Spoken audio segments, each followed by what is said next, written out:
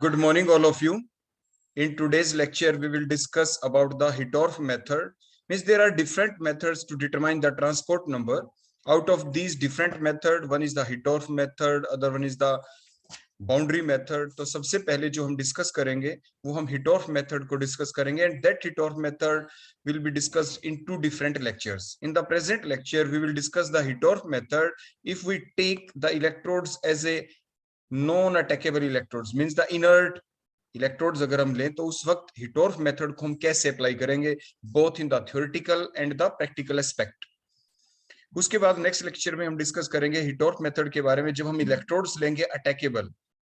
उसके बाद हम मूविंग बाउंड्री मेथड को भी डिस्कस करेंगे. Means these are the different methods with the help of which we can determine the transport number of the cation and the anion. So let's proceed towards today's lecture on the Hittorf method when we use the electrode as an non-attackable electrodes.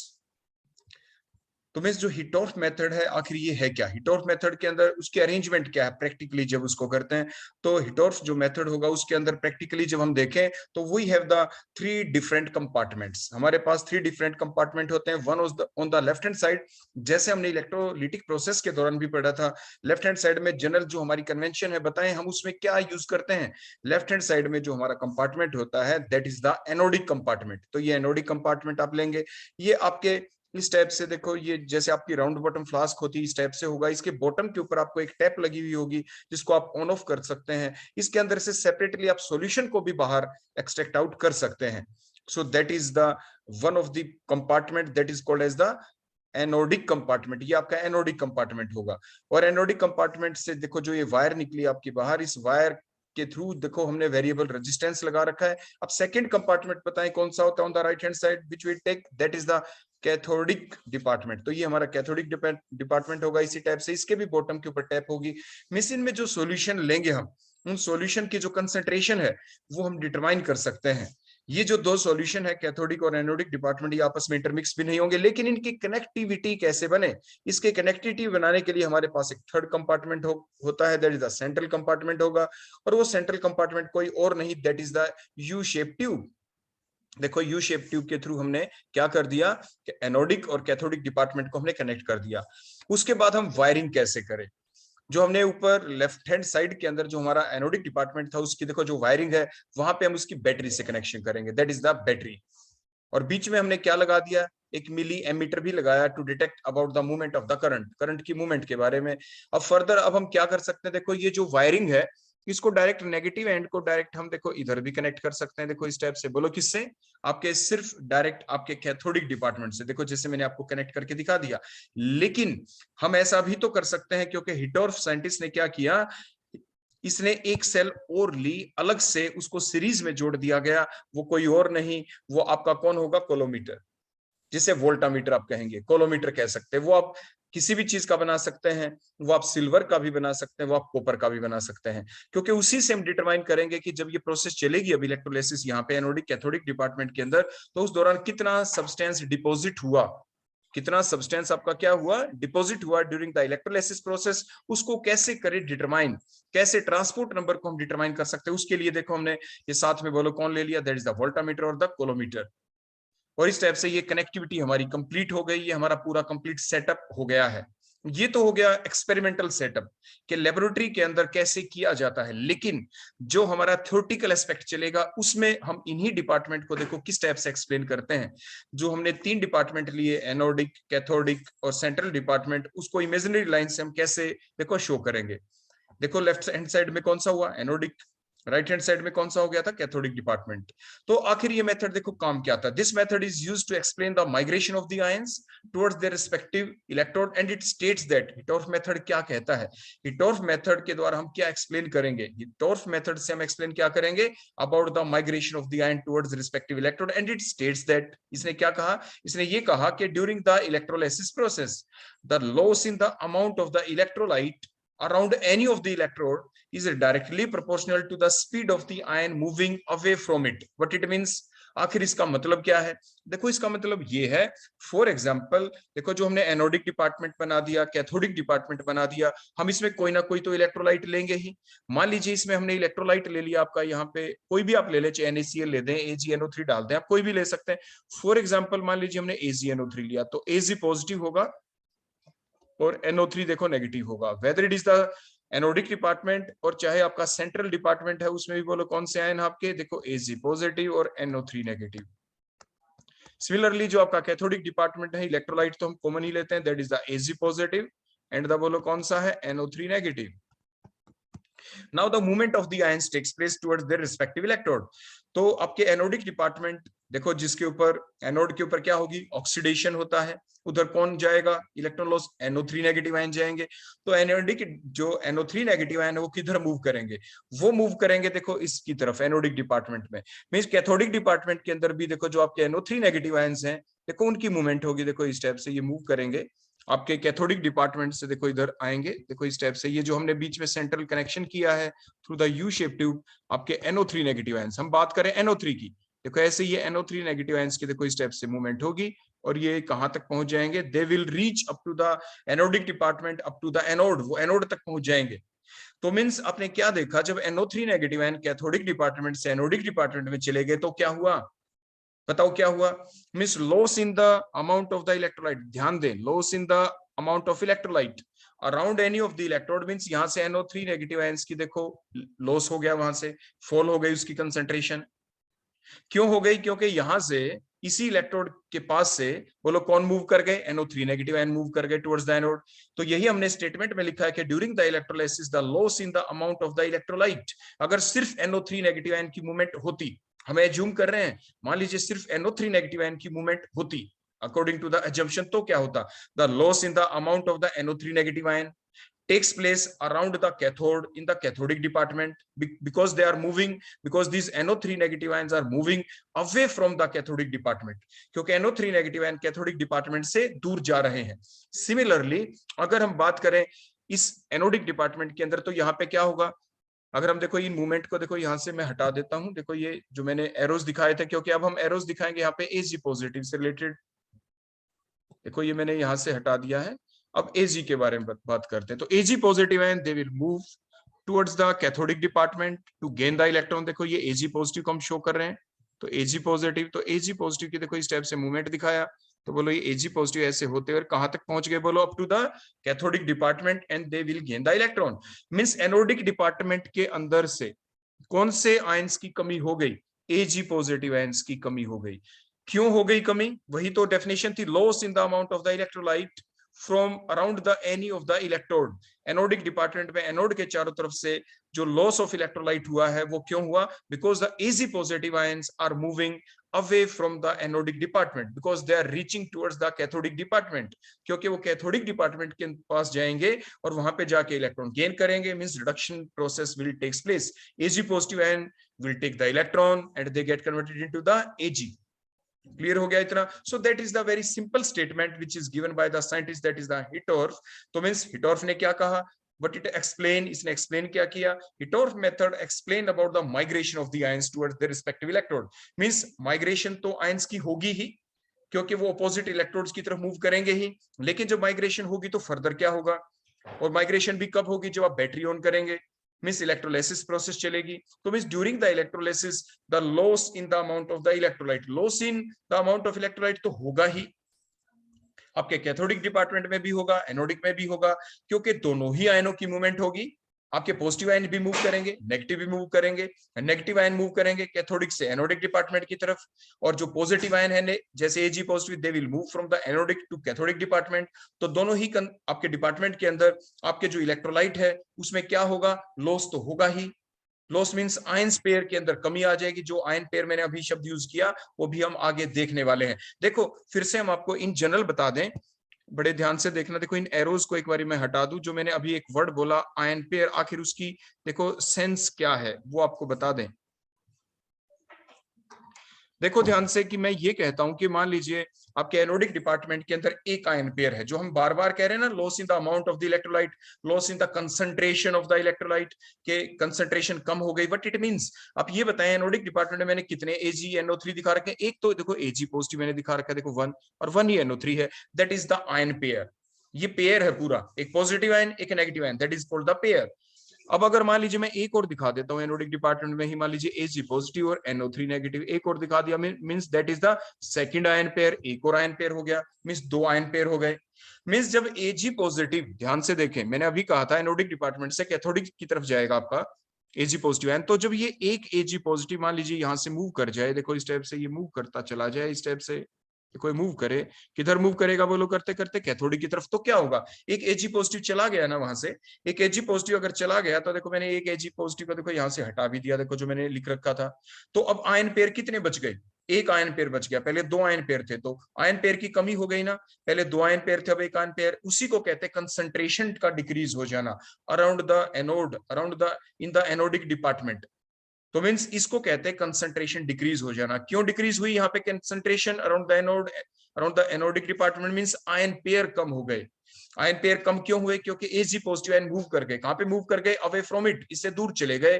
तो यही हमारी statement थी कि during the electrolysis the loss in the amount of the electrolyte, loss in the concentration of the electrolyte, या decrease in the concentration, decrease in the ion pair कह सकते हैं, around any of the electrode is directly proportional to the speed of the ion moving away from it. So that is the statement of the Hittorf method. अब आप देखें जो हम आपकी different books के अंदर जो डायग्राम मिलता है, ये तो प्रैक्टिकल डायग्राम था जो ऊपर हमने बताया कि प्रैक्टिकली करते कैसे, हिटोर्फ मेथड को यूटिलाइज कैसे करते हैं। अब क्या होगा जब भी ये प्रोसेस चलती है, जब भी ये पूरी प्रोसेस चलेगी तो होगा क्या, देखो इसमें हम पहले बता दें, जो वोल्टामीटर या कोलोमीटर लिया है, इसमें जो दो इलेक्ट्रोड हैं आपके, एक देखो ये पॉजिटिव, इसके चारों तरफ बोलो क्या होगा, the amount of the substance get deposited, यहाँ पे सब्सटेंस डिपोजिट होना स्टार्ट हो जाएगा, deposition of the substance will takes place according, किसके अकॉर्डिंग, कितनी देर तक आपने करंट पास किया उसके बेसिस के ऊपर, और उसी के आधार पे हम डिटरमाइन करेंगे the transport number of the cation and the anion. वो कैसे, उसका मैथमेटिकल डेरिवेशन भी है, वो आपको बताया जाएगा आगे चल के। तो अब हम बात करते हैं थ्योरेटिकल पर्सपेक्टिव की, कि अपनी बुक के अंदर, कॉपी के अंदर, एग्जाम में आप कैसे डायग्राम ड्रा करते हैं। आपने कंटेनर लिया, आपकी एक सेल है, इस सेल के अंदर देखो आपने इमेजिनरी दो लाइन ड्रा कर दी, ताकि हमारे थ्री डिपार्टमेंट्स को हम शो कर पाए, एनोडिक, कैथोडिक और द सेंट्रल डिपार्टमेंट। उसके बाद आपने क्या किया, ये कैथोडिक डिपार्टमेंट आपके लेफ्ट हैंड साइड में ही होगा, सॉरी राइट हैंड साइड में आपका कैथोडिक डिपार्टमेंट है, और लेफ्ट हैंड साइड में आपका एनोडिक डिपार्टमेंट होगा, और बीच में आपका सेंट्रल डिपार्टमेंट होगा। उसके बाद हमने क्या बनाई, आपकी सेल, आपने एक इलेक्ट्रोड ली, ये नॉन अटैकेबल इलेक्ट्रोड है। ऐसे ही कैथोडिक डिपार्टमेंट में एक इलेक्ट्रोड लेंगे, वो भी नॉन अटैकेबल इलेक्ट्रोड्स आपने ले ली, जैसे कि प्लेटिनम इलेक्ट्रोड। उसके बाद हम इनकी कनेक्टिविटी करेंगे, we will take the battery, देखो हमने बैटरी ली, उसका जो पॉजिटिव एंड है वो हमने एनोडिक डिपार्टमेंट से कनेक्ट करेंगे, और जो उसका नेगेटिव एंड है वो हम कैथोडिक डिपार्टमेंट से कनेक्ट कर देंगे। ये हमने डायरेक्ट अभी जोड़ा है। हम ऐसा भी कर सकते थे कि देखो जो ये वायरिंग हमने यहाँ पे की नेगेटिव एंड की, इस वायरिंग को करने से पहले हम इसको किससे कनेक्ट कर देते बोलो, बाहर यहाँ पे हम क्या ले लेते बोलो, एक डिपार्टमेंट अलग से बना देते, जो कि हमने ऊपर भी बताया था, दैट इज बोलो कौन, आपका वोल्टामीटर और द कोलोमीटर। देखो उसमें ये देखो ऐसे इलेक्ट्रोड्स हम दिखा के, और इस टाइप से हम इनको कनेक्ट कर सकते थे। देखो ये हम कनेक्ट कर देते, और इसके इस एंड को हम किससे शो कर देते, देखो कनेक्ट होते, देखो इसको इससे कनेक्ट कर देते।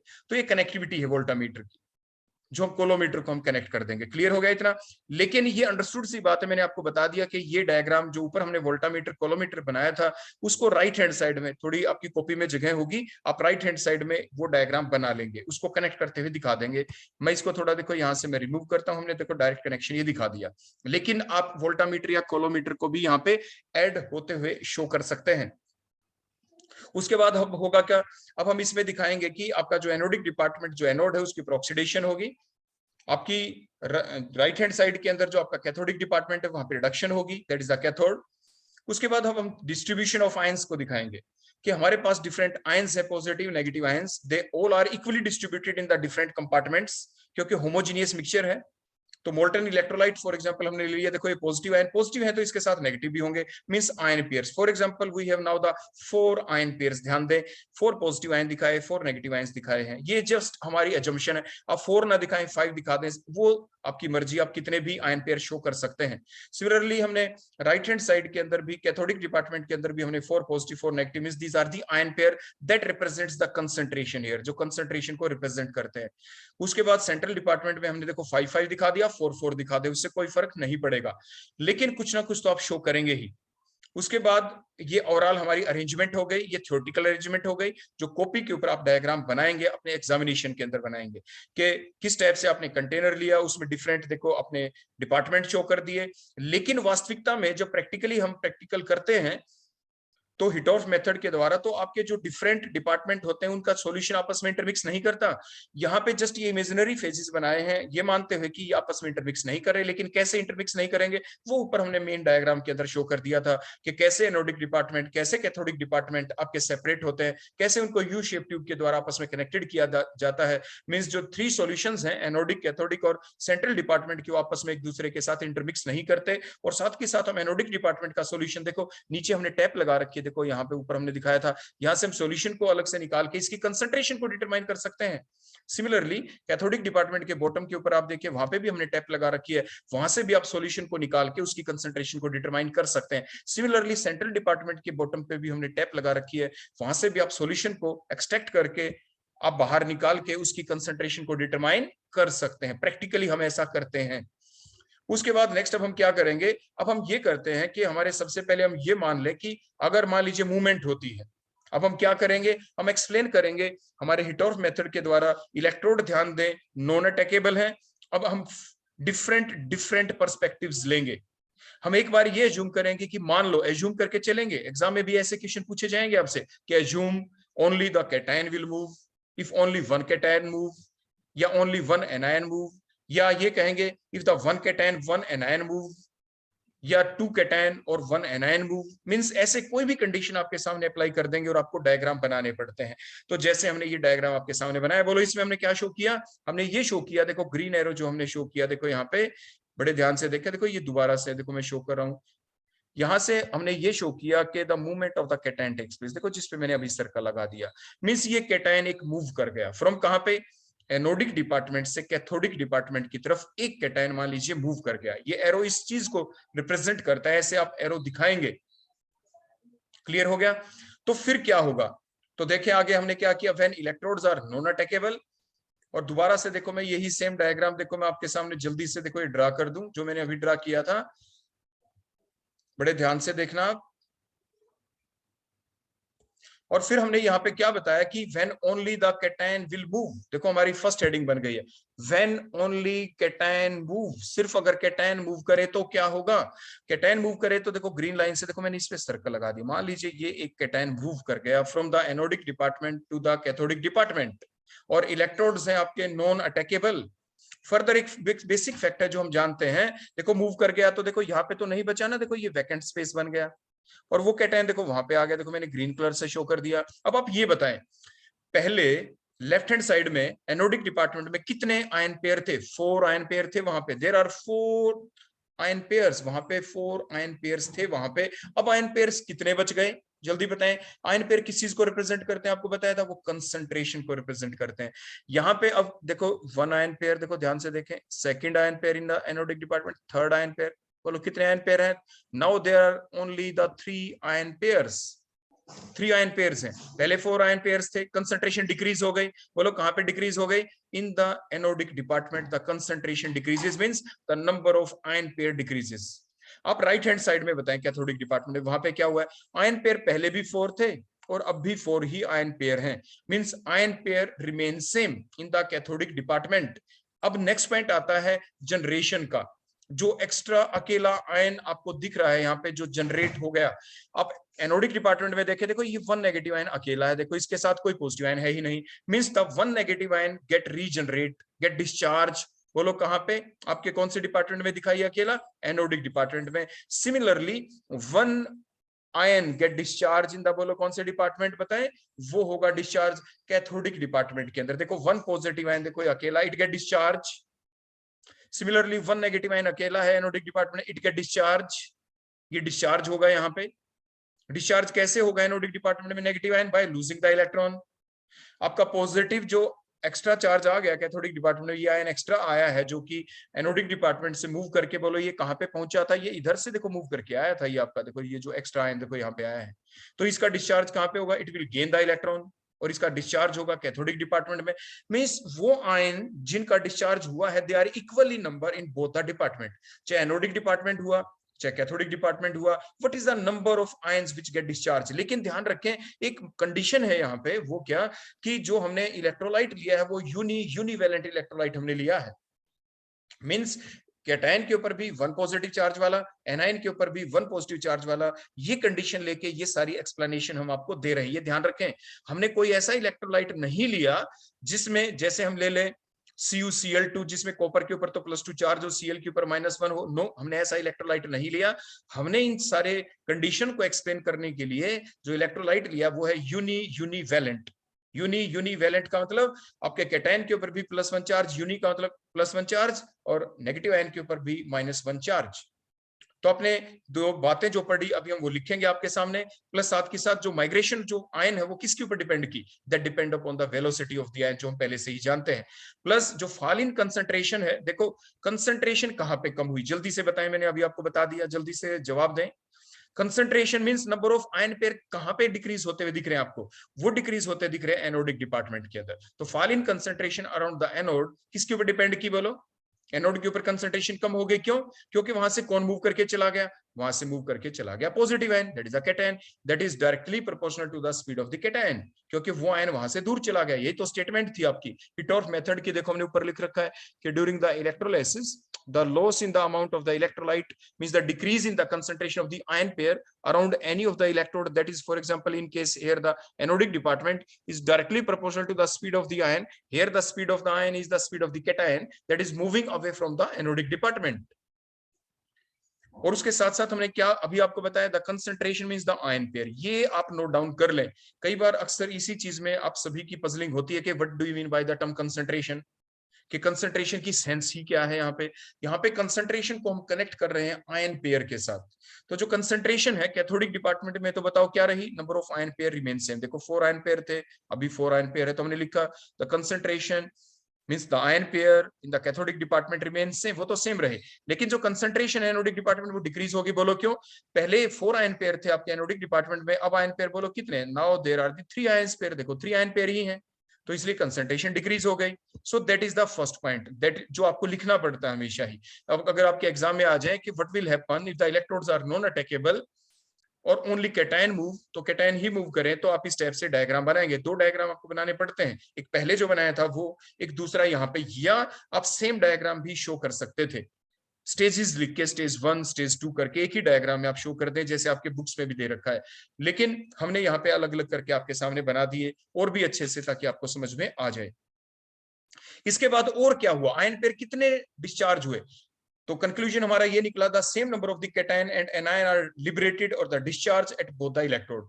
बोलो कितने आयन, कितने कैटायन जनरेट हुए? बोलो कैथोड की तरफ देखो 1 कैटायन, देखो 1 एक्स्ट्रा कैटायन है, दैट विल गेट डिस्चार्ज, जो यहाँ पे गेन ऑफ इलेक्ट्रॉन करेगा। सिमिलरली आपके एनोडिक डिपार्टमेंट में देखे 1 एनायन गेट डिस्चार्ज, तो means the same number of cation and anion will be discharge at both of the electrode.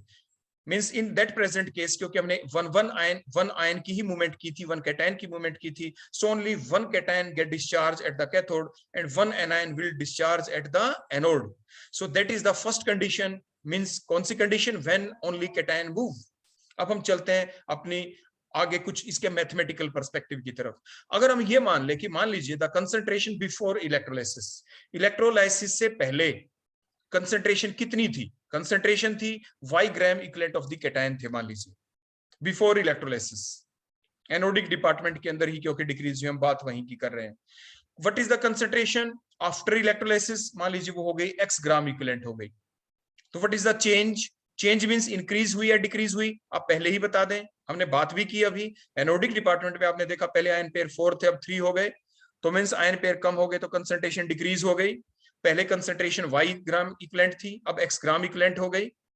तो बताओ कौन सी वैल्यू ज्यादा है? पहले ज्यादा थी अब कम हो गई, means x is less than y या y is greater than x कर सकते हैं। तो कितनी डिक्रीज हो गई, कौन सी वैल्यू बढ़ी है, तो means the fall in concentration around the anode, बोलो कितनी हो गया, that is y minus x gram equivalent of the cation, means इतनी कंसंट्रेशन बोलो क्या हो गई है, फॉल हो गई है अराउंड द एनोड। क्लियर हो गया इतना, दैट इज द स्मॉल यानी आपका मैथमेटिकल पर्सपेक्टिव हमने देखा। इसके बाद अब सेकंड पॉइंट हम लेते हैं, व्हेन ओनली एनायन मूव, इससे अपोजिट हमने यहाँ पे शो किया, देखो ग्रीन लाइन से, देखो ये आपका एक एनायन मूव कर गया उधर, एक एनायन मूव कर गया, तो अब देखो क्या होगा, ध्यान से देखें। अब अगला डायग्राम बोलो हम कैसा बनाने वाले हैं, एक एनायन को मूव करते हैं वहां पे दिखा देंगे। देखो ये पहुंच गया एक एनायन, देखो ये यहाँ पे एक्स्ट्रा आपका एनायन आ गया यहाँ पे, तो बताएं कहाँ पे क्या हुआ है, मीन्स जब एनायन यहाँ पे मूव कर गया तो इसके दौरान अब हम क्या बताएंगे, कहाँ पे कंसंट्रेशन डिक्रीज हो गई, बताइए शाबाश, means the fall in concentration around anode, anode हुई है कैथोड, अराउंड द कैथोड। देखो पहले जो आयन पेयर थे कैथोड में, कैथोड की तरफ आपके कैथोडिक डिपार्टमेंट में 4 आयन पेयर्स थे, अब आयन पेयर बताओ कितने हैं, now there are only the 3 ion pairs, means the concentration decrease around the cathode, means there is the fall in the concentration around the cathode।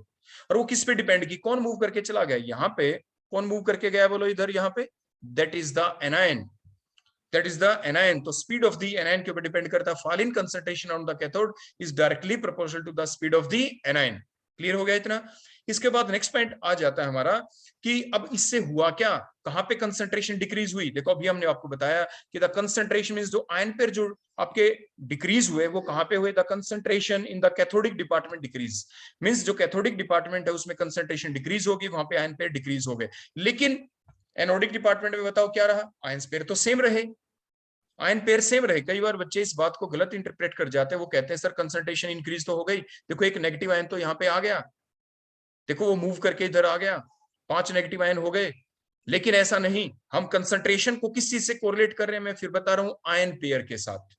पहले ion pair कितने थे, 4, अब भी बताएं शाबाश जल्दी से, आयन पेयर कितने हैं, they are 4 in number in the anodic department, means the number of ion pair remains same in the anodic department, hence we are saying here that the concentration in the anodic department remain same, while the number of ion pair अगर आप देखें cathodic department में पहले 4 थे, अब कितने हैं, now in present after the movement of that anion from the cathodic to the anodic department, the remaining ion pair in the cathodic department are 3 in number, पहले 4 थे अब 3 हो गए, इसलिए हम कह रहे हैं the concentration in the cathodic department decreases, means the number of the ion pair in the cathodic department decreases।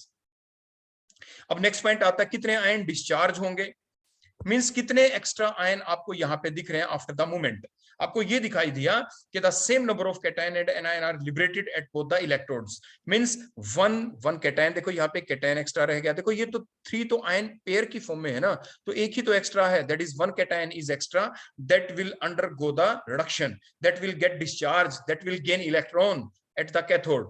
Similarly, there is 1 extra ion which is not present in the form of ion pair, देखो 4 तो ion pair हो गए, और 1 extra ion है that is not present in the form of ion pair, and that extra ion get discharge। कैसे discharge होगा negative ion, यहाँ पे ये आपके एनोड के ऊपर देखो, इसके पास जाके इलेक्ट्रॉन क्या करेगा, लॉस करेगा, means loss of electron takes place, loss करेगा इलेक्ट्रॉन, तभी तो नेगेटिव आयन का नेगेटिव चार्ज डिस्चार्ज हो जाएगा, अब उसमें नेगेटिव चार्ज नहीं रहेगा, उसको डिस्चार्जिंग कहते हैं। ये बेसिक डेफिनेशन थी आपकी इलेक्ट्रोलाइसिस की, जो हमने आपको शुरू में बताई थी कि द प्रोसेस, इलेक्ट्रोलाइसिस की क्या थी डेफिनेशन, कि the process in which the decomposition और the discharging of the molten और the aqueous electrolyte takes place. Molten electrolyte का डिस्चार्जिंग बोला था, डिकम्पोजिशन बोला था, तो यहाँ पे भी तो डिस्चार्जिंग ही हो रहा है, पॉजिटिव आयन का पॉजिटिव चार्ज फिनिश हो जाएगा because it will gain the electron, negative ion का नेगेटिव चार्ज डिमिनिश हो जाएगा क्योंकि वो इलेक्ट्रॉन लॉस कर देगा, so that called the discharging और the liberation. So means the same number of cation and anion get liberated or the discharge at both the electrode, that is the cathode and the anode। So that is our next condition, that is when only anion move।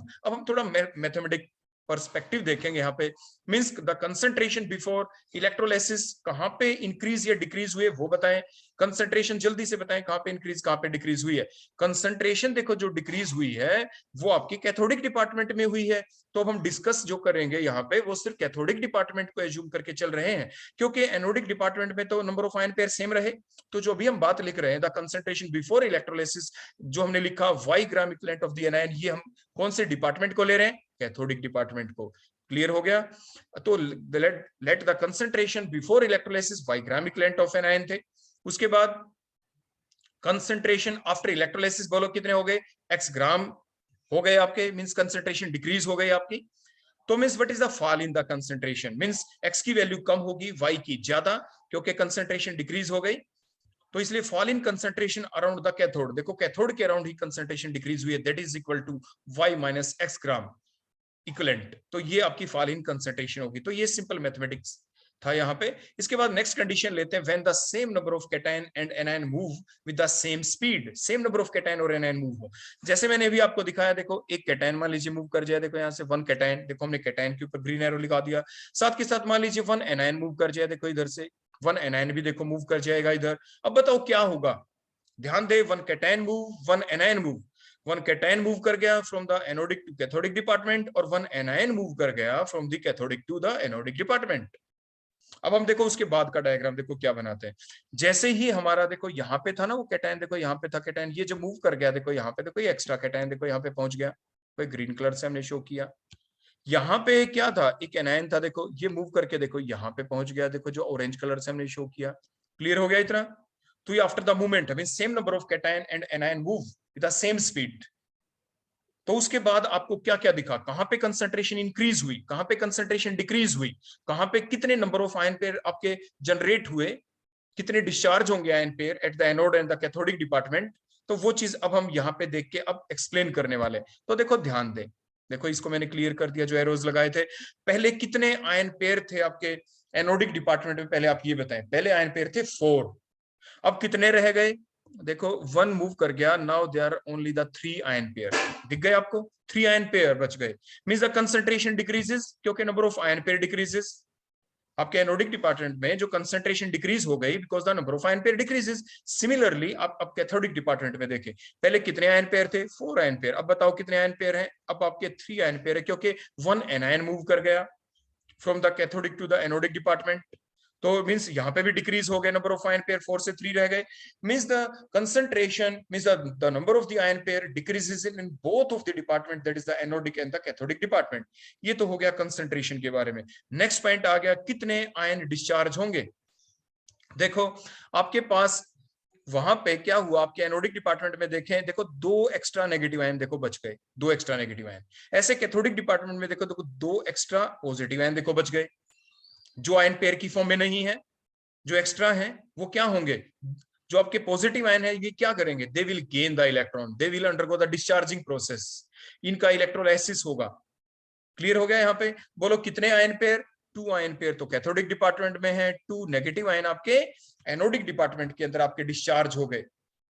तो ये बातें अब हम देखो लिखेंगे। Means the fall in concentration around the anode किसके ऊपर depend करती है, बोलो एनोड के पास जो फॉल इन कंसंट्रेशन हुई वो क्यों हुई। देखो जो एनोडिक डिपार्टमेंट, बोलो यहाँ पे कौन सा आयन था, दैट इज द कैटायन था। देखो जो ऐसे मूव करके देखो यहाँ पे ग्रीन कलर से शो किया था, जो पहुंच गया। तो fall in concentration around the anode is directly proportional to the speed of the cation.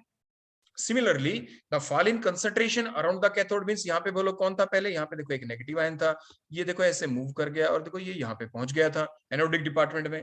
The fall in concentration around the cathode is directly proportional to the speed of the anion. अब इसके बाद हम क्या करें, हमने इनको आपस में डिवाइड कर दिया। मींस फॉल इन कंसंट्रेशन जो 2 इक्वेशन बन गए, इनको 2 इक्वेशन कह दें। प्रोपोर्शनलिटी के साइन को हटा दे तो इक्वल टू का साइन लगा के कांस्टेंट कांस्टेंट कांस्टेंट तो कट जाएगा जब आप डिवाइड करेंगे। तो fall in concentration around the anode divided by fall in concentration around cathode is equal to, बोलो क्या होगा, speed of cation divided by speed of anion. Clear हो गया यहाँ से। तो सिंपल बेसिक चीजें हमने यहाँ पे लिखी हैं। अब उसके बाद यहाँ पे जो जनरेट हुए कंसंट्रेशन, अब उसकी बात भी देख ले। Mean the concentration mean the number of ion pair in both of the anodic and the cathodic department decreases. पहले 4 थे, अब 3 बच गए, जैसे अभी मैंने आपको बताया था। उसके बाद कितने आयन डिस्चार्ज होंगे, mean the same number of cation and anion get discharge at both of the electrode. और वो किसके इक्वल होंगे, that is equal to the sum of cation and anion migrated. Means बताओ कितने कैटायन माइग्रेट हुआ, देखो एक ही तो कैटायन माइग्रेट हुआ था, देखो 1। कितने एनायन माइग्रेट हुए, दैट इज 1 एनायन देखो माइग्रेट हुआ था। तो मींस आयन डिस्चार्ज कितने हो गए, जो सेपरेट आयन है, अकेले आयन है, जो आयन पेयर की फॉर्म में देखो नहीं है। यहाँ पे देखो जो किसकी फॉर्म में नहीं है, बोलो जो आयन पेयर की फॉर्म में नहीं है। मूवमेंट देखो एक की हुई है, एक कैटायन मूव किया, एक एनायन मूव किया, यही हमने लिखा है। इन दोनों का सम कर दो, 1 कैटायन मूव 1 एनायन मूव, दोनों का सम 1 + 1 = 2। तो आपके 2 कैटायन ऐसे हैं जो आयन पेयर की फॉर्म में नहीं है। दो एनायन ऐसे हैं जो आयन पेयर की फॉर्म में नहीं है, तो means the same number of the cation and anion are liberated at the both electrode, that is the cathode and the anode, and वो संख्या कितनी है, दैट इज 2। 2 क्यों है, that is equal to the sum of the cation and the anion that are migrated from one department to the another one. तो ये हमने next condition ली, बोलो कब ली, when the same number of cation and anion move, जब same number of cation और anion आपके क्या कर गए, बोलो मूव कर गए। ठीक है, अब हम इसका मैथमेटिक पर्सपेक्टिव देखते हैं, फॉर्मूला निकालेंगे, यही हमारा सबसे इंपॉर्टेंट पॉइंट था, इसी को अब हम यूज करने वाले हैं जब दोनों कैटायन और एनायन मूव करें। और हमें पता भी है कि आमतौर पे होता क्या है, क्या कभी ऐसा अकेला हो सकता है कि ओनली कैटायन मूव, ऐसा तो नहीं होता, ओनली एनायन मूव, ऐसा भी नहीं होता, दोनों ही मूव करेंगे, कैटायन भी मूव करेगा, एनायन भी मूव करेगा। तो दोनों की मूवमेंट के बेसिस के ऊपर हमने इफेक्ट लिख दिया कि fall in concentration around the anode divided by fall in concentration around cathode is equal to speed of cation divided by speed of anion. अगर हम इसी चीज को लिखें, देखो यही दोबारा मैंने लिख दिया, देखो फार्मूला आपके पास आ गया दोबारा से। अब हम इसका मैथमेटिकल व्यू आगे लिखते हैं, एक फार्मूला डिराइव करेंगे जो न्यूमेरिकल्स के अंदर काम आएगा। मींस अगर हम दोनों साइड में 1 ऐड कर दे तो क्या होगा, means add 1 on both the side, we get, हमें क्या मिलेगा, देखो 1 plus fall in concentration around cathode divide by fall in concentration around anode is equal to, दूसरी साइड में भी 1 ऐड कर दें, means 1 plus speed of anion divide by speed of cation. Means अब आप इनका एलसीएम लेंगे, बोलो क्या लेंगे, इनका LCM in both of the side. तो नीचे डिनोमिनेटर में तो कौन आएगा, fall in concentration around the anode आएगा, और दूसरी साइड में स्पीड ऑफ द कैटायन आएगा। तो देखो fall in concentration around the anode, तो देखो हमने ये नीचे लिख दिया, देखो एलसीएम हमने लिया है, ऊपर क्या आ जाएगा, देखो यहाँ पे पहले 1 था ना, तो बोलो इधर कौन आएगा, that is the fall in concentration. जब हमने इन दोनों को लिखा तो क्या आ जाएगा, fall in concentration around the anode plus fall in concentration around the cathode. दूसरी साइड में भी क्या आएगा, हमने देखो स्पीड ऑफ एनायन को किससे लिखते हैं, यूसी यूए से लिखेंगे, स्पीड ऑफ कैटायन को किससे लिखेंगे, यूसी से आप लिखेंगे इस टाइप से। फिर आपने दोबारा से एलसीएम लिया तो बोलो वहां पे क्या बन गया, यूसी प्लस में यूए डिवाइडेड बाय यूसी। अब उसके बाद जो ट्रांसपोर्ट नंबर की हमने डेफिनेशन देखी थी, उसमें बोलो क्या होता है, ट्रांसपोर्ट नंबर का जो फार्मूला है वो क्या होता है। मान लीजिए हम आपसे ये पूछें what is the formula of transport number of the cation, जिसको देखो Na से लिखते थे, what is the formula of transport number of cation, तो बोलो क्या होता था, transport number of cation is equal to, means आप क्या लिखते हैं, जो स्पीड है कैटायन की वो तो ऊपर आएगी, speed of cation divide by total speed, means speed of the cation plus speed of the anion, that is called as the transport number of the cation. Similarly अगर कोई आपसे पूछे what is the formula of transport number of anion, जो हमने last lecture में आपको बताया था, तो जिसका भी ट्रांसपोर्ट नंबर निकालना हो उसकी स्पीड आपके ऊपर होगी, divide by the total sum of the speed of cation and anion. UC पहले लिख दो चाहे यूए, उससे कोई फर्क नहीं पड़ता।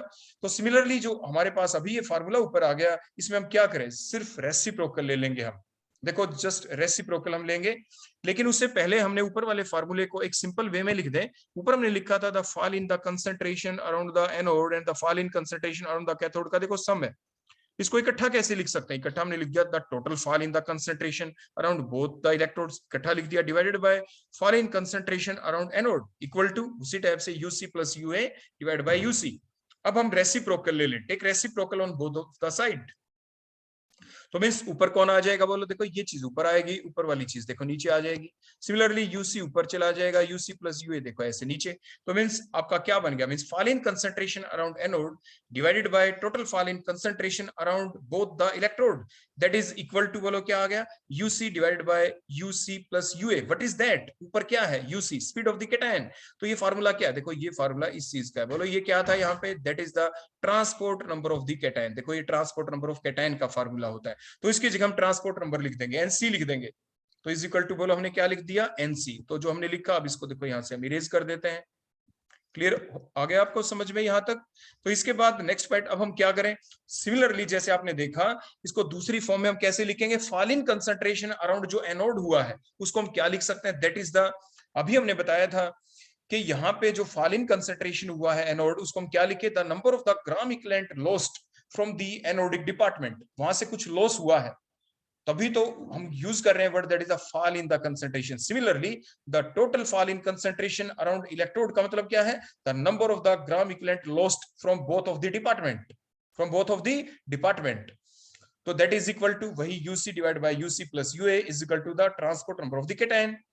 अब एक चीज और है, हमने Faraday second law of electrolysis हमने पढ़ा था, और हमें यह भी पता है कि जो एक्चुअल में हिटोर्फ जो मेथड है उसमें हम क्या करते हैं, हम साथ के साथ एक कोलोमीटर भी ऐड करते हैं। हम साथ के साथ शुरू में हमने प्रैक्टिकल पर्सपेक्टिव आपको दिखाया था ना, कोलोमीटर किस लिए, कि टोटल कितना सब्सटेंस वहां पे डिपॉजिट हो गया है, वो कोलोमीटर से हमें पता चलता है, जो हमने नीचे लिख रखा है ना, the number of the gram equivalent lost from both of the department, that particular amount can be determined by using the amount of the substance that get deposited in the colorimeter, क्योंकि उसको हमने series में जोड़ रखा है। So according to the Faraday law of electrolysis, if we place the voltmeter or the colorimeter in a series, then the same gram equivalent of the silver, जो भी आपका पॉजिटिव आयन है, या copper, whatever may be the nature of the positive ion, will be deposited in the colorimeter. colorimeter में उतना deposit हो जाएगा, वो colorimeter से हमें पता चलेगा।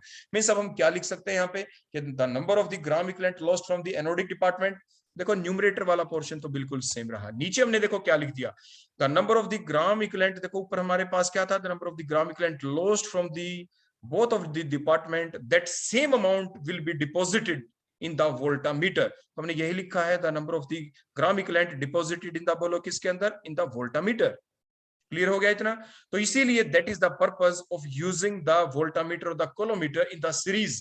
क्यों हम प्रैक्टिकली उसको यूज करते हैं, क्योंकि उसके अंदर कितना सब्सटेंस डिपॉजिट हो गया वहां पे जाके, उसी से ही हम पता लगाते हैं किस चीज के बारे में, the total amount that is lost from both of the department, and that is equal to the transport number of the cation। तो ट्रांसपोर्ट नंबर ऑफ कैटायन का बोलो फार्मूला क्या बन गया, जो न्यूमेरिकल में भी यूज कर सकते हैं, transport number of the cation is equal to UC divided by UC plus UA plus also equal to, बोलो क्या है, the number of the gram equivalent lost in the anodic department divided by the number of the gram equivalent deposited in the colorimeter, or you can say the voltmeter।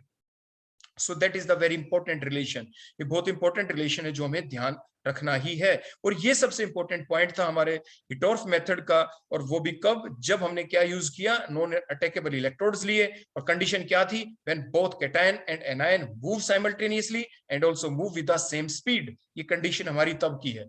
अब हम एक exercise और कर लेते हैं, एक कंडीशन और लगा लेते हैं, वो अलग से है, लेकिन इंपॉर्टेंट हमारा पॉइंट नंबर 3 ही था जो मैंने बता दिया। अब अगला पॉइंट क्या है, when the cation move faster than anion, means cation ज्यादा मूव कर जाए और एनायन कम, तो उसको हम कैसे शो करेंगे। मान लीजिए देखो यहाँ से दो कैटायन मूव कर गए, देखो दो कैटायन यहाँ से, देखो मैंने सर्कल लगा दिया, मींस दो कैटायन मूव कर गए एनोडिक से कैथोडिक डिपार्टमेंट के अंदर, और सिमिलरली उसी टाइम पे एक एनायन मूव कर जाए, सिर्फ एक एनायन मूव कर जाए from the cathodic to anodic, या आप वाइस वर्सा भी ले सकते हैं, उससे कोई फर्क नहीं पड़ता, लेकिन हमने कंडीशन लिख रखी है, when cation moves faster than anion.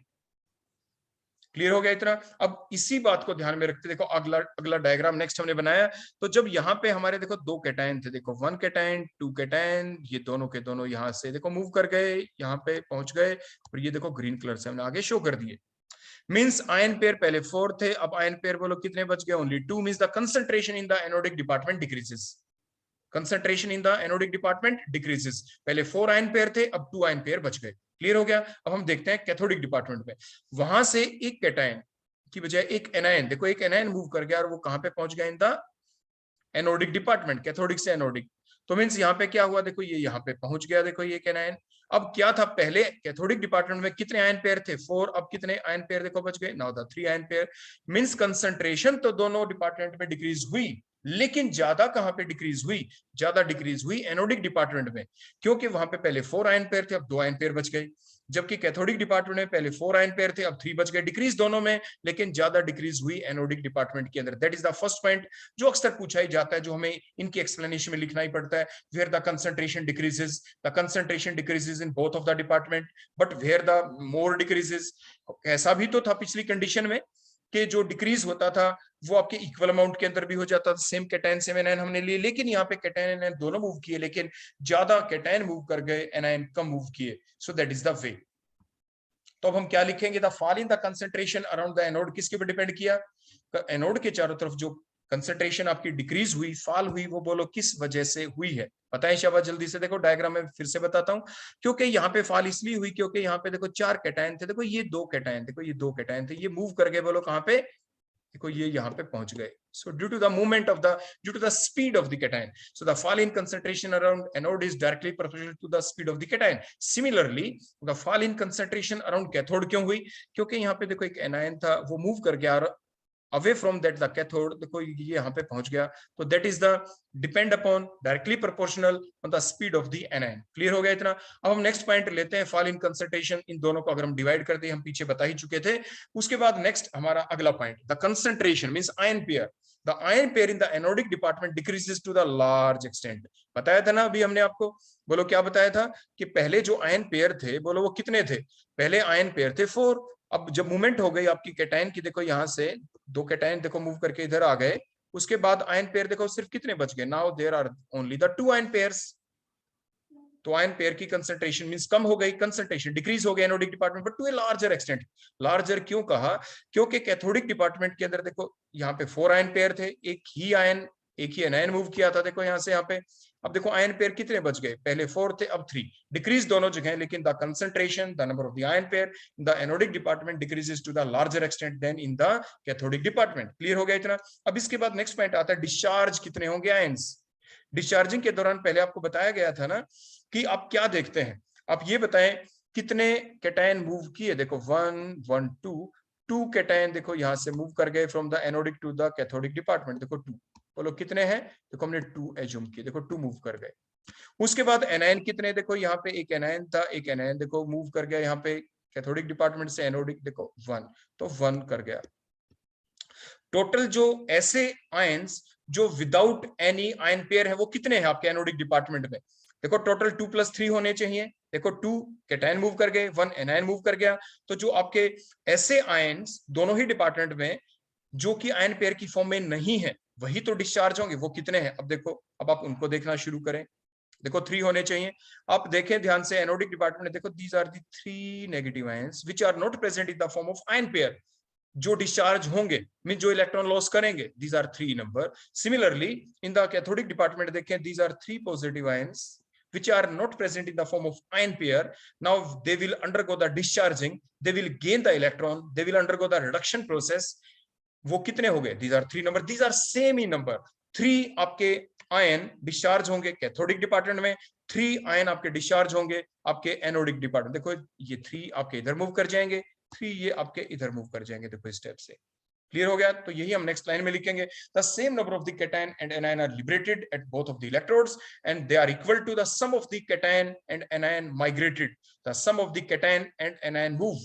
देखो मूव कितने किए थे? देखो मैं फिर से बताऊं, 1 and 1 2। देखो 2 कैटायन मूव किए थे, देखो यहाँ पे देखो 2, और 1 आपका एनायन मूव किया था। देखो यहां से यहाँ पे 1 एनायन मूव किया था, 1, तो 2 + 1 3। यही हमने बताया कि 3 ही आपके आयन डिस्चार्ज होंगे, 3 कैटायन डिस्चार्ज होंगे, 3 एनायन डिस्चार्ज होंगे। So these are the 4 different perspective according to the Hittorf method जो मेन थे।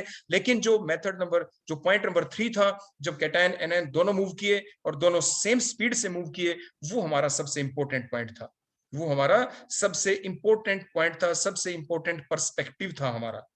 अब हम देखेंगे इसका प्रैक्टिकल पर्सपेक्टिव क्या है। देखो प्रैक्टिकल पर्सपेक्टिव देखें तो उसी टाइप से, देखो ये हमारे पास, देखो ये आपने जैसे बल्ब लिया, ऊपर ट्यूब है आपकी, ये हमारा एनोडिक डिपार्टमेंट हो गया जिसके नीचे टैप भी लगी हुई है। सेकंड आपका कैथोडिक डिपार्टमेंट होगा, उसके नीचे भी टैप। आप सॉल्यूशन को साइमल्टेनियसली डिफरेंट टाइप के ऊपर आप निकाल के कंसंट्रेशन को डिटरमाइन कर सकते हैं। ये 2 सॉल्यूशन आपस में इंटरमिक्स नहीं होंगे, क्योंकि बीच में हमने एक यू शेप ट्यूब ले ली, that is the central department, और इनको कनेक्ट किया through the battery and the millimetre, और फिर बाद में हमने ये ले लिया वोल्टामीटर, द कोलोमीटर। अब देखो अब हम क्या करेंगे इसमें, एनोडिक डिपार्टमेंट भी आ गया, कैथोडिक डिपार्टमेंट भी आ गया। प्रोसीजर क्या है प्रैक्टिकली, देखो हम क्या करेंगे। सबसे पहले हम क्या करते हैं, fill the anodic department with an electrolyte of the unknown concentration and wait. Mean सबसे पहले जो हमारा ये एनोडिक डिपार्टमेंट है, इसके अंदर आप सॉल्यूशन डालेंगे, इलेक्ट्रोलाइट डालेंगे और उसको वे कर लेंगे, उसको वे कर लेंगे। उसके बाद क्या करेंगे, वे कर लिया आपने। अभी हम आगे मैथमेटिकल वर्क लिखेंगे, तब हम लिखें भी गए, कुछ ना कुछ एज्यूम करेंगे, W1 ग्राम वेट है, W3 है, एंड सो ऑन, जो भी अभी हम वो बाद में हम लिखने वाले हैं। पॉइंट नंबर 2 हम क्या करेंगे, now find the concentration of that solution by titrating it with standard solution. Means जो आपने ये सॉल्यूशन लिया है एनोडिक डिपार्टमेंट में, हम इसकी टाइट्रेशन करेंगे। मींस कैसे, आप ऊपर ब्यूरेट ले लें, देखो इस टाइप से हम, देखो ये चीज आपको पहले समझा चुके होते हैं कैसे टाइट्रेशन करते हैं। मींस आप ऊपर बोलो क्या ले लेंगे, हमारे पास देखो एक ब्यूरेट होगी स्टेप से, नीचे आप कॉनिकल फ्लास्क लेंगे, देखो इसी टाइप से पिपेट आउट करके, इसके अंदर हम ये सॉल्यूशन लेंगे। बोलो कौन सा सॉल्यूशन, एनोडिक डिपार्टमेंट वाला सॉल्यूशन आप लेंगे। और उसके बाद जो भी आपको इंडिकेटर डालना है वो आप डाल देंगे, फिर टाइट्रेशन करेंगे। आपकी जो ऊपर हमने ये पिपेट ले रखी है, पिपेट के अंदर जो भी सॉल्यूशन होगा वहां पे आप नोट डाउन कर लेंगे, that is the initial concentration. और उसके बाद कंप्लीट जब एंड पॉइंट आ जाएगा, मान लीजिए यहां तक आ गया, तो इन दोनों का डिफरेंस ले लेंगे इनिशियल और फाइनल कंसंट्रेशन के बीच का, that is the volume of the solution used. और फिर आप मोलरिटी इक्वेशन लगाएंगे m1v1 is equal to m2v2। Mean जो नीचे सॉल्यूशन है इसकी कंसंट्रेशन का हमें नहीं पता, मान लीजिए इसको हम m2 मान ले, m2 का हमें नहीं पता। V2 जो वॉल्यूम है वो तो हमारे लिए नोन है क्योंकि हमने पिपेट आउट किया है इसके अंदर, मान लीजिए 10 ml 20 ml, आप जितना भी लेना चाहें आप वो ले सकते हैं। उसके बाद इनिशियल कंसंट्रेशन का पता, फाइनल का पता, मींस यहां से हमें V1 का पता चल गया, V1 इज नोन, वो हमें टाइट्रेशन से पता चलेगी, ये हमारे लिए नोन होगी। उसके बाद जो सॉल्यूशन हम ऊपर जो भी लेंगे उसकी कंसंट्रेशन भी नोन होगी, मान लीजिए M1 है वो भी हमारे लिए नोन होगी, means M1 known V1 known, तो M2 M1 V1 is equal to M2 V2 V2 M2 ही तो निकालना है, मींस कंसंट्रेशन हम टाइट्रेशन से निकाल लेंगे। जो कौन सा हम इंडिकेटर यूज करें वो तो डिपेंड करता है कि कौन सा इलेक्ट्रोलिटिक सॉल्यूशन हम यूज कर रहे हैं। तो depending upon the nature of the electrolytic solution whose concentration हम जानना चाहते हैं, फाइंड आउट करना चाहते हैं, उसी के बेसिस के ऊपर ही तो हम सॉल्यूशन लेंगे। आपके ब्यूरेट के अंदर ऊपर जो ये लंबी ट्यूब है इसे आप ब्यूरेट कहते हैं, नीचे कॉनिकल फ्लास्क ली, इसमें जो सॉल्यूशन डाला वो कैसे डाला था, with the help of the pipette. Pipette भी देखो आपने देखी होगी, इस टाइप से पिपेट होती है, देखो उसकी शेप इस टाइप से, बीच में देखो एक बल्ब होता है और इस टाइप से देखो ये यहाँ से आप सक करते हैं एक एंड से, इसके ऊपर लिखा होता है, एक मार्क होता है ऊपर, तो यहाँ पे लिखा होता है, मान लीजिए इसके ऊपर हमने लिख दिया यहाँ पे 10 ml, ऐसे पिपेट आपको मिल जाती है। पिपेट को आप डिप करते हैं ऐसे सॉल्यूशन के अंदर, पिपेट आउट और खींच लेंगे अप टू दैट मार्क, और फिर जो सॉल्यूशन आएगा इस सॉल्यूशन को आप पिपेट की हेल्प से देखो यहाँ पे आप इसको डाल देते हैं with the help of the pipette, 10 ml जो हमने लिखा था। उसके बाद आप इसमें इंडिकेटर वगैरह डालेंगे, रिक्वायर्ड कंडीशन लगाएंगे, उसके बाद आप इनिशियल कंसंट्रेशन को नोट करते हैं इन द ब्यूरेट के अंदर, फिर आप टाइट्रेशन स्टार्ट कर देते हैं till the end point is not reach, जब तक कि एंड पॉइंट ना आ जाए। फिर जब एंड पॉइंट आ जाए तो फाइनल कंसंट्रेशन नोट डाउन करेंगे, और उन दोनों का भी जो गैप है फाइनल और इनिशियल कंसंट्रेशन का बीच का, that is the volume which is used, जो यूज हुआ है to find out the end point, means उससे हमें कंसंट्रेशन का पता चल गया M2 का।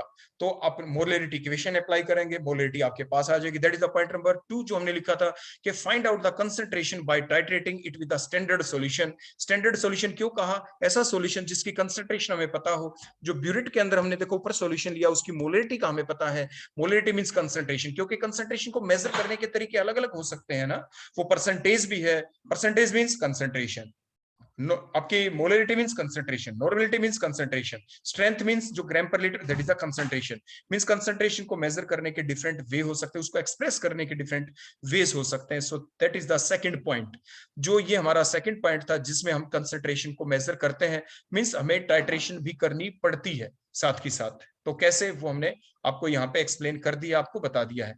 उसके बाद हमारा आता है पॉइंट नंबर 3, अब हम क्या करें। ये पूरा हमारे पास सर्किट हमने बता दिया था, नाउ पास द करंट। फिर उसके बाद आपके पास कैथोडिक डिपार्टमेंट भी है, आपने इस कंप्लीट कोलोमीटर को भी ऐड कर दिया, सारे कनेक्टिविटी आपके पास है जैसे पहले आपको समझा दिया गया ना। पास द करंट, लो करंट ही पास करना है, ज्यादा नहीं करना, नहीं तो डिफ्यूजन हो सकता है, फास्ट मूवमेंट हो सकती है, ज्यादा करंट पास करेंगे तो मोर द मूवमेंट, क्योंकि देखो no current no movement, no electrolysis, more current more movement more electrolysis, means हमें बहुत ज्यादा करंट भी पास नहीं करना, नहीं तो there will be the chances of the diffusion of the ions, ज्यादा डिफ्यूजन हो सकता है, प्रॉपर हम एक्सपेरिमेंट नहीं कर पाएंगे। इसलिए देखो ये एक्सपेरिमेंटल डाटा जो होता है, जो हम आपको कंडीशन बता रहे हैं, ये तब बता रहे हैं जब ऐसा काम किया जा चुका है। तो means pass A low current of 0.01 to 0.02 ampere for 2 to 3 hours to avoid a large change in the concentration around the electrode, जैसे मैंने आपको बताया था, ताकि लार्ज चेंज ना आए। आफ्टर दैट फिर क्या करेंगे, after electrolysis now again find out the concentration of the standard solution by using the standard solution. हम दोबारा से टाइट्रेशन करेंगे। देखो हमने क्या किया, जो एनोडिक डिपार्टमेंट है जैसे कैथोडिक डिपार्टमेंट है, अब क्या करते हैं, मान लीजिए हमने एनोडिक डिपार्टमेंट लिया था, उसमें जो भी इलेक्ट्रोलाइट था उसकी कंसंट्रेशन हमने उसको वे जरूर कर रखा था कि W1 ग्राम है, उसकी कंसंट्रेशन का नहीं पता था, हमने वे कर लिया। कंसंट्रेशन को कैसे डिटरमाइन किया था, टाइट्रेशन के द्वारा। अब इलेक्ट्रोलाइसिस कंप्लीट हो गई, आफ्टर द 2-3 आवर्स हम दोबारा से देखो नीचे टैप लगा रखी है एनोडिक डिपार्टमेंट की, यहाँ से फिर हम सॉल्यूशन लेंगे, फिर सॉल्यूशन लेंगे, उस सॉल्यूशन को जैसे अभी समझाया with the help of the pipette, solution बाहर निकालने के बाद with the help of the pipette आप क्या करेंगे, कोनिकल फ्लास्क में लेंगे एंड सो ऑन, जैसे पहले समझाया था, आप टाइट्रेशन करेंगे और फिर से कंसंट्रेशन को डिटरमाइन कर लेंगे। तो means after electrolysis again find out the concentration. फिर क्या करेंगे, weight of this substance deposit in the coulometer is determined. जो कोलोमीटर है, देखो ये कोलोमीटर, इसके अंदर देखो ये जो कोलोमीटर है इसके अंदर कितना सब्सटेंस डिपॉजिट हो चुका है, उसको हम क्या करेंगे, वे करेंगे। मींस पहले डिटरमाइन कर लेंगे, उसके बाद डिटरमाइन कर लेंगे, जो डिफरेंस आएगा उससे पता चलेगा कि कितना सब्सटेंस डिपॉजिट हो चुका है इन द कोलोमीटर। फिर आफ्टर इलेक्ट्रोलाइसिस हम क्या कर सकते हैं, हम ये देखने के लिए कि देखो ये जो सेंट्रल डिपार्टमेंट था, यू शेप की जो ट्यूब थी, इसके सॉल्यूशन में, इसकी कंसंट्रेशन में क्या कोई चेंज आया या नहीं। तो यहां से भी जो टैप लगी हुई है सेंट्रल डिपार्टमेंट के, इस सॉल्यूशन को यहां से निकाल के हम साइमल्टेनियसली हम क्या कर सकते, बोलो, इलेक्ट्रोलाइसिस से पहले ऐसे इलेक्ट्रोलाइसिस के बाद सेंट्रल डिपार्टमेंट की सॉल्यूशन की भी हम टाइट्रेशन करके हम इसकी कंसंट्रेशन को डिटरमाइन कर सकते हैं और ये चेकआउट कर सकते हैं कि whether there occurs any change in the concentration in the, बोलो किसकी, सेंट्रल डिपार्टमेंट। सेंट्रल डिपार्टमेंट की कंसंट्रेशन में भी कोई चेंज आया या नहीं आया, बिफोर इलेक्ट्रोलाइसिस क्या थी, आफ्टर इलेक्ट्रोलाइसिस क्या थी, वो भी हम डिटरमाइन कर सकते हैं। उसके बाद हम चलते हैं कि ट्रांसपोर्ट नंबर को हम कैसे डिटरमाइन करें। देखो उसी टाइप से यही सर्किट हमने देखो दोबारा से लगा दिए और अब हम देखो मैथमेटिकल पर्सपेक्टिव करते हैं जिसके ऊपर न्यूमेरिकल आपके आने होते हैं, इसको बड़े ध्यान से आप देखना। मान लीजिए जो बिफोर इलेक्ट्रोलाइसिस, इलेक्ट्रोलाइसिस से पहले वेट ऑफ द सॉल्यूशन मान लीजिए कितना था, W3 ग्राम, जो भी हमने बताया था। वेट ऑफ द सॉल्यूशन बोलो कितना है, W3 gram before electrolysis. What is the weight of the electrolyte, W4 ग्राम है मान लीजिए weight of electrolyte. Weight of electrolyte बोलो कितना था, W4 ग्राम। अब उसके बाद वेट ऑफ वाटर बोलो कितना होगा, that is W3 minus W4, दोनों का जो डिफरेंस है that is the weight of the water. Similarly after electrolysis क्या हुआ, वेट ऑफ द सॉल्यूशन कितना है, W1 gram. What is the weight of the electrolyte, W2 gram. What is the weight of the water, W1 minus में W2 ग्राम after electrolysis. देखो before electrolysis and after electrolysis हमने ये data यहाँ पे लिख दिया जो इजीली हम कैलकुलेट कर सकते हैं, फाइंड आउट कर सकते हैं। फिर हम अब मैथमेटिकल पर्सपेक्टिव की तरफ चलते हैं, दोनों चीजों को ध्यान में रखते हुए। मींस W1 माइनस में W2 gram of the water, जो W1 माइनस में W2 ग्राम ऑफ जो वाटर है इसमें इलेक्ट्रोलाइट बोलो कितना है, that is W2 gram of the electrolyte है हमारे पास। अब मान लीजिए हम सिल्वर नाइट्रेट हमने ले रखा होता है, यहाँ पे बोलो क्या ले रखा होता, AgNO3 इलेक्ट्रोलाइट हमने ले रखा होता। तो उस वक्त क्या होता है, AgNO3 यूनिवैलेंट इलेक्ट्रोलाइट है आपका। AgNO3 का टोटल मास देखिए 170 होता है, सिल्वर का 108 और NO3 का आप डिटरमाइन करेंगे 170 आएगा लगभग। तो ग्राम इक्विवेलेंट निकालें तो क्या करेंगे, मींस गिवन मास को डिवाइडेड कर दें उसके इक्विवेलेंट मास से। इक्विवेलेंट मास क्या होगा, मोलर मास 170 है, उसको डिवाइड कर दें 4 से, 4 सिर्फ 1 ही है क्योंकि AgNO3 को अगर हम ले लें यूनिवैलेंट अगर इलेक्ट्रोलाइट ले लें तो हम, ये हमने कब की बात लिखी 170, if we have taken the electrolyte in the form of the AgNO3। देखो मैंने लिख दिया यहाँ पे AgNO3 हमने लिया है इलेक्ट्रोलाइट, तो कुछ ना कुछ तो हमें लेना ही होगा, तो AgNO3 हमने इलेक्ट्रोलाइट ले लिया। तो देयर मोलर मास इज 170 और मोलर मास को 4 से डिवाइड करेंगे, चार्ज AgNO3 में Ag के ऊपर +1 होता है, NO3 के ऊपर -1, सो द यूनिवैलेंट इलेक्ट्रोलाइट है तो 1 से ही डिवाइड करेंगे, 170 divided by 1 that the equivalent mass is also 170। Molar mass equivalent mass same है, तो मैं इस गिवन मास को अगर इक्विवेलेंट मास से डिवाइड करें 170 से तो आपके बन गए नंबर ऑफ ग्राम इक्विवेलेंट, यही नंबर ऑफ मोल्स भी है आपके क्योंकि ये यूनिवैलेंट है। क्लियर हो गया यहां तक। अब इसके बाद इसको हमने x ग्राम इक्विवेलेंट मान लिया, बोलो इसको कितना मान लिया हमने, x ग्राम इक्विवेलेंट मान लिया हमने।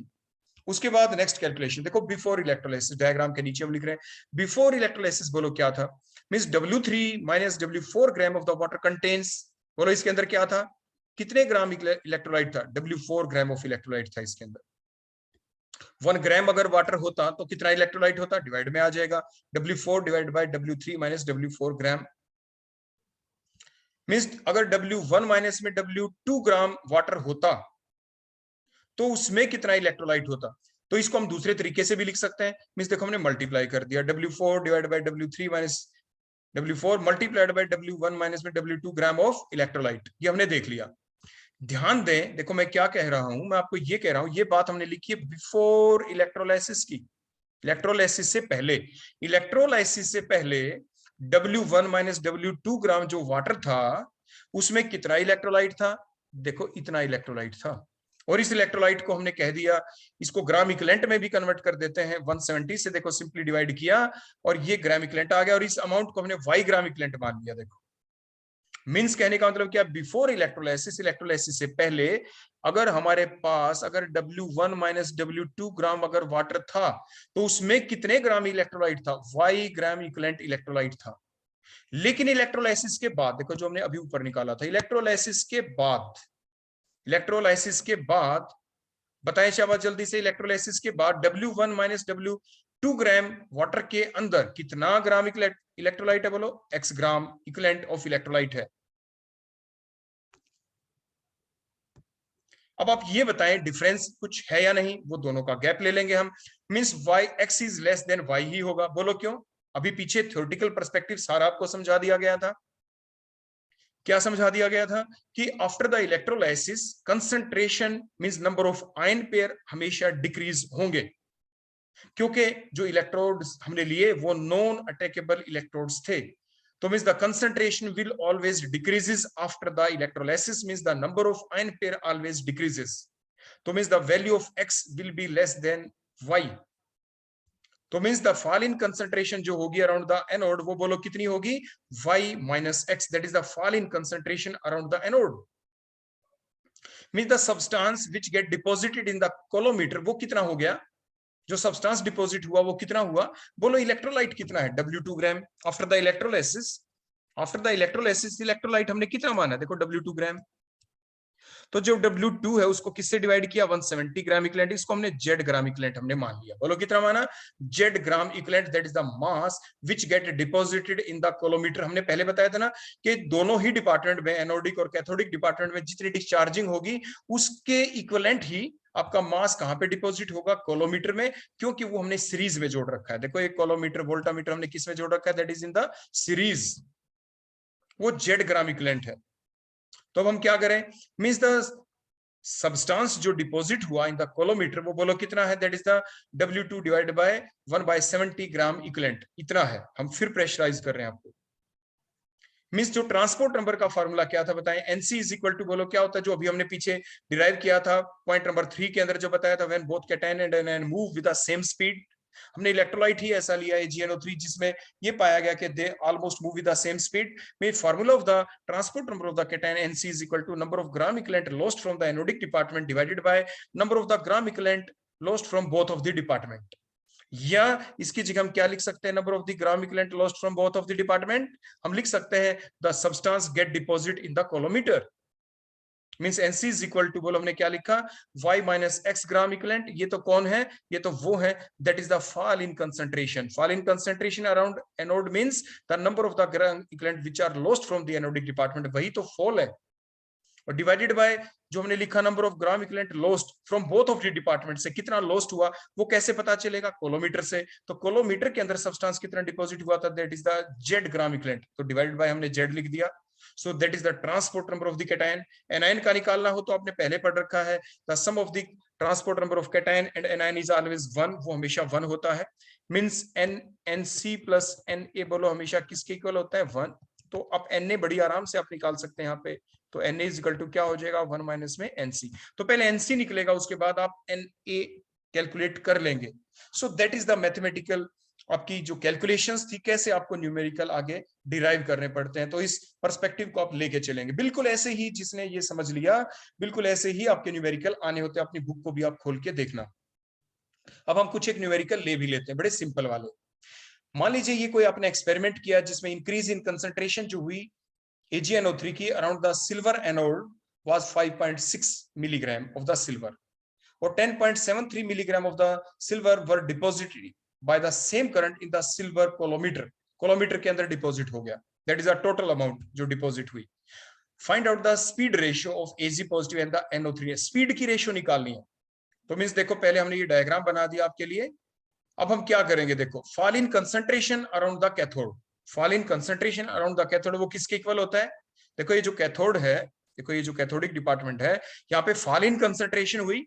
वो फॉल इन कंसंट्रेशन क्यों होगी, मान लीजिए AgNO3 हमने यहाँ पे ले रखा है, तो बोलो कौन मूव करेगा यहाँ पे, बताएं शाबाश जल्दी से। मान लीजिए यहाँ पे था Ag पॉजिटिव और NO3 नेगेटिव,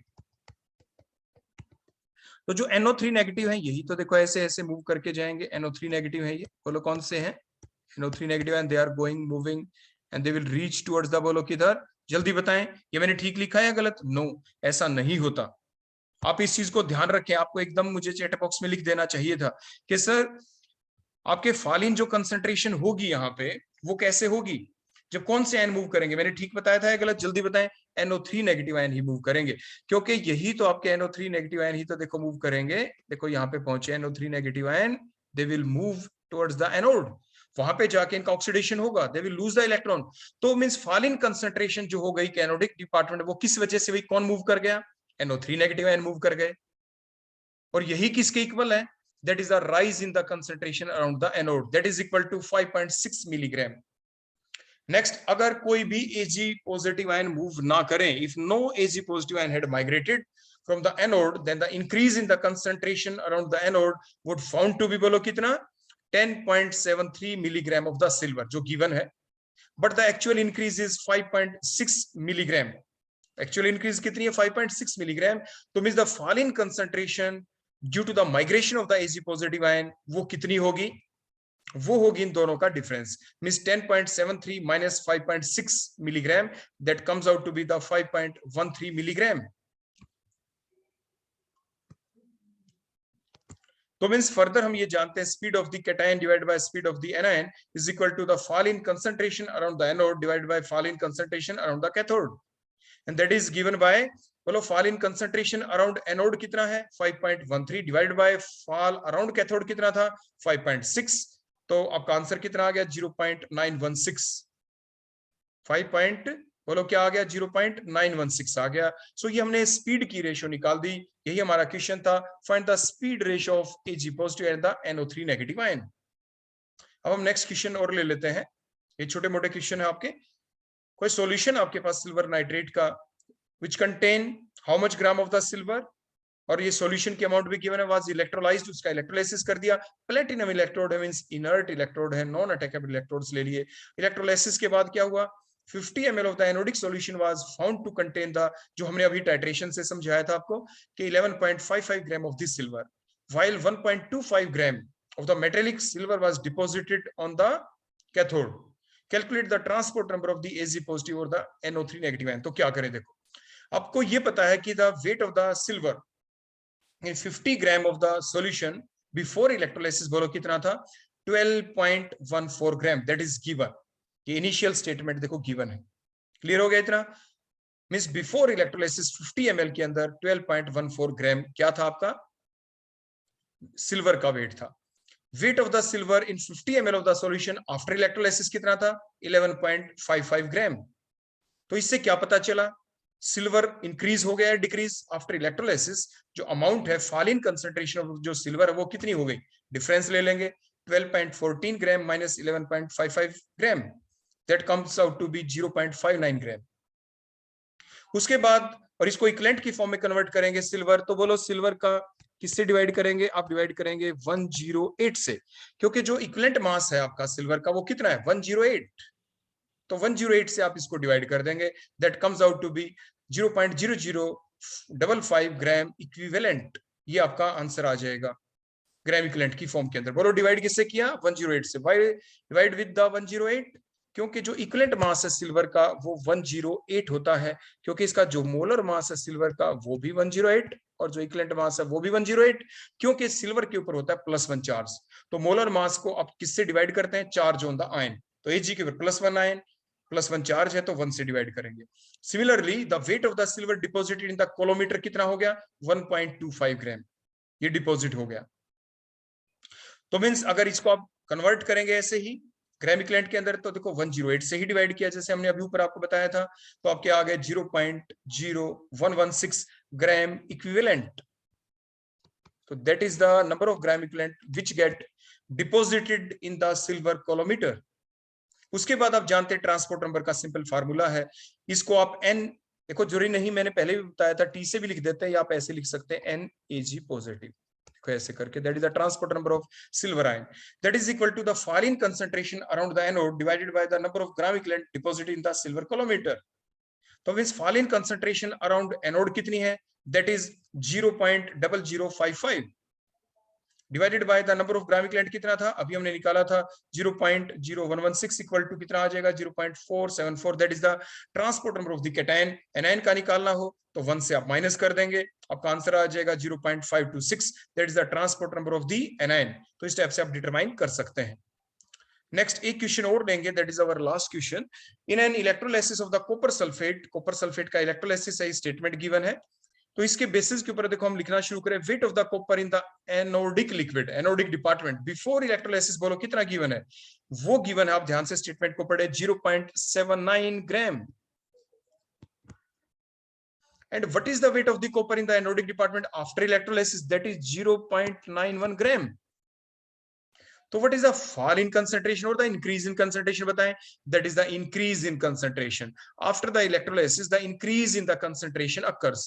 कंसंट्रेशन आपकी इंक्रीज हो गई है, कंसंट्रेशन बोलो क्या हो गई आपकी, इंक्रीज। तो इंक्रीज कब होती है, कैसे होती है, ये हमारा जो टॉपिक है, ये हमारा किस चीज का है, ये हमारा टॉपिक है कि जब हमारे पास इलेक्ट्रोड्स जो है वो कैसी हो, आपकी अटैकेबल इलेक्ट्रोड्स हो। तो ये आगे हम किस टाइप से सोल्व करेंगे, क्यों हुआ इंक्रीज, किस टाइप से हुआ इलेक्ट्रोलाइसिस के बाद, ये इतना करके हमने यहाँ पे आपके छोड़ दिया है। इस न्यूमेरिकल को हम डिस्कस करेंगे इन द नेक्स्ट पार्ट, क्योंकि हमारा इस नेक्स्ट पार्ट के अंदर अभी हमने क्या पढ़ा था, सिर्फ ये पढ़ा था कि इफ द इलेक्ट्रोड्स आर बोलो कैसी हो हमारी, नॉन अटैकेबल। अगर नॉन अटैकेबल इलेक्ट्रोड्स होंगी तो फिर हम किस टाइप से कैलकुलेशन करें। अटैकेबल की जो कैलकुलेशन है वो तो पहले हम उसका सारा पर्सपेक्टिव आपको समझाएंगे।